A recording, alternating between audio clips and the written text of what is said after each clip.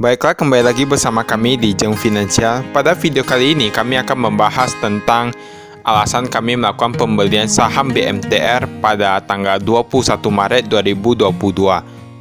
Baiklah, seperti biasanya jangan lupa untuk subscribe channel ini, like video ini, dan aktifkan notifikasinya. Terima kasih. Kami membeli saham BMTR atau Global Mediacom pada tanggal 21 Maret 2022 dengan harga 246. Lalu pada tanggal 23 Maret kami melakukan pembelian kembali dan mendapatkan average di harga 247. Dan seperti yang kita ketahui pada perdagangan kemarin itu harganya sudah menjadi 266. Jadi kurang lebih kami mendapatkan keuntungan 77% saat ini. Nah, namun kami terus berencana untuk melakukan pembelian ketika harganya sudah menyentuh harga awal pembelian kami. Jika dilihat dari tahun ke tahun, kami melihat bahwa ekuitasnya itu cenderung bertumbuh. Dan ini merupakan salah satu alasan mengapa kami melakukan pembelian saham ini. Dan seperti yang kita ketahui bahwa saham ini cukup populer. Mengapa? Karena saham ini telah dibeli oleh Loh Keng Hong, seorang investor legendaris Indonesia. Dan ini juga merupakan salah satu alasan mengapa kami melakukan pembelian saham ini. Jika dilihat dari ekuitasnya itu pada tahun 2017 itu sebesar 9,2 triliun. Lalu pada tahun 2018 berkurang sedikit menjadi 9,14 triliun. Dan pada 2019 meningkat lagi menjadi 11 triliun, 2020 meningkat lagi menjadi 12 triliun, dan 2021 meningkat menjadi 14 triliun.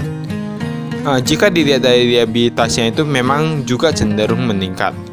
Namun kami selalu percaya bahwa mungkin di masa depan perusahaan ini akan mampu untuk menurunkan liabilitasnya. Kita lihat pada tahun 2017 liabilitasnya itu sebesar 18,4 triliun, jadi hampir 2 kali lipat dari ekuitasnya. Lalu 2018 menjadi 19,4 triliun, dan 2019 menurun menjadi 19 triliun, 2020 20 triliun, dan 2021 20 triliun. Jadi saat ini liabilitasnya masih lebih besar daripada ekuitasnya. Lalu mengapa kami membeli perusahaan ini? Karena jika dilihat dari PE rasionya, price book value-nya itu memang cenderung murah. Dan kami melihat bahwa prospek perusahaan ini masih baik ya. Jika dilihat dari labanya itu karena cenderung bertumbuh. Jadi kita lihat dari 2017 itu sebesar 0,4 triliun, 2018 menjadi 0,8 triliun, 2019 menjadi 1,4 triliun, jadi cenderung bertumbuh. Nah, ketika 2020 ketika dihantam COVID-19, labanya itu turun menjadi 0,9 triliun.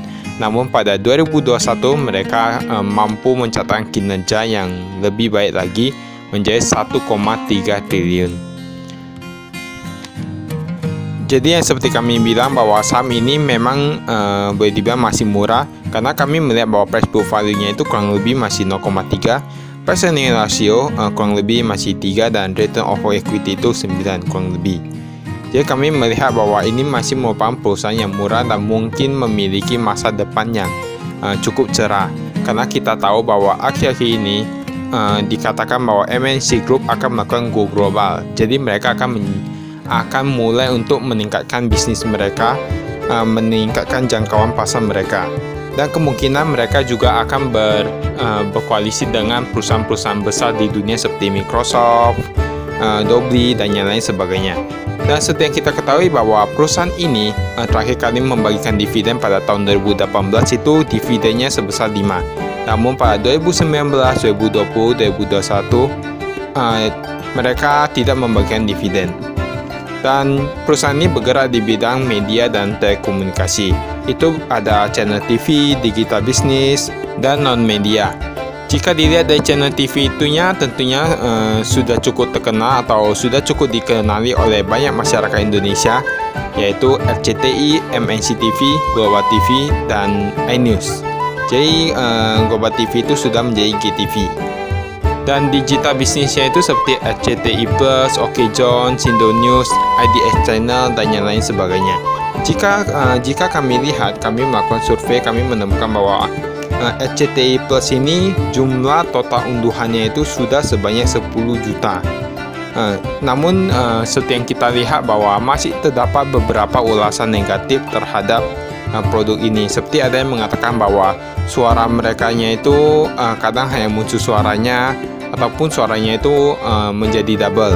Jadi mungkin perusahaan ini masih perlu untuk meningkatkan layanan mereka ataupun meningkatkan performa dari aplikasi ini.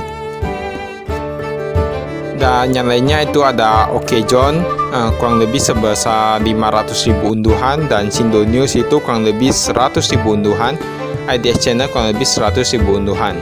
Jadi kami melihat bahwa mungkin yang lebih itu RCTI Plus. Nah, kemudian yang non media itu ada MNC Shop, Fumubang, Mr. Aladdin, dan yang lain sebagainya.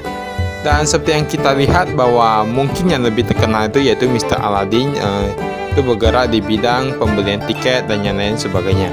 Itu jumlah unduhannya saat ini 1 juta lebih, walaupun kami melihat bahwa masih terdapat banyak pemain besar di luar sana seperti tiket.com, Traveloka, dan yang lain sebagainya. Dan mereka itu boleh dibilang mungkin sudah sangat populer daripada Mr. Aladdin ini. Karena jika dilihat dari ulasannya itu banyak sekali yang mengatakan bahwa di Mr. Aladdin ini pencetakan tiketnya itu ada yang bilang payah, ada yang bilang sistemnya itu kurang, ada yang bilang transaksinya itu error terus.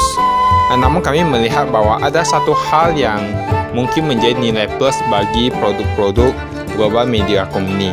Kami melihat bahwa ketika banyak orang yang memberikan ulasan baik itu negatif ataupun positif, namun mereka selalu tanggap terhadap ulasan tersebut. Mereka selalu merespon dengan baik dan mencari jalan keluar untuk masalah tersebut. Dan kami masih berharap bahwa kedepannya mereka dapat meningkatkan produk mereka menjadi lebih baik lagi. Apalagi ketika mereka mengatakan bahwa mereka akan berusaha untuk berkembang menjadi perusahaan yang lebih baik lagi, menjadi go global dan yang lain sebagainya. Sebenarnya kalau kami lihat itu salah satu alasan mengapa banyak orang yang kurang tertarik dengan perusahaan ini dan mengapa perusahaan ini masih menjadi perusahaan yang sangat murah, mungkin disebabkan karena liabilitasnya yang masih lebih besar daripada ekuitasnya. Jadi kurang lebih itu bedanya ada 6 triliun ya, karena ekuitas di tahun 2021 itu sebesar 14 triliun, liabilitasnya itu sebesar 20-an triliun. Jadi kalau perusahaan ini mampu untuk terus menurunkan liabilitasnya dan meningkatkan ekuitasnya dengan lebih cepat lagi, maka ini akan menjadi perusahaan yang hebat. Apalagi kita tahu bahwa perusahaan komisaris ini, presiden komisaris dari perusahaan ini yaitu Robanu Bara, dan ada juga presiden direktur yang sudah cukup terkenal di bidang bisnis, media dan yang sebagainya itu yaitu Haritano Sudibjo. Dan ada juga satu alasan lainnya yang kami pikir ini cukup krusial, yaitu banyak orang yang berpikir bahwa siaran televisi seperti RCTI, MNC TV, GTV itu sudah mulai ditinggalkan. Memang ini sudah menjadi fakta yang kita ketahui bahwa saat ini banyak sekali orang yang mulai meninggalkan TV dan mereka sudah beralih kepada gadget, karena dengan gadget mereka dengan lebih mudah untuk melihat media ataupun siaran TV, sosial media dan yang lain sebagainya. Lalu mengapa mereka harus memiliki TV lagi untuk melihat siaran tersebut? Namun walaupun begitu, kami tak melihat bahwa perusahaan ini sebuah perusahaan yang besar tentunya tidak akan membiarkan produk mereka untuk tertinggal. Mereka pasti akan mencari jalan keluar untuk memberikan sebuah produk baru yang dapat menggantikan produk lama yang sudah mulai ketinggalan zaman. Jadi kami ingin melihat bagaimana strategi yang akan dilakukan oleh manajemen untuk melakukan pembaruan terhadap produk mereka.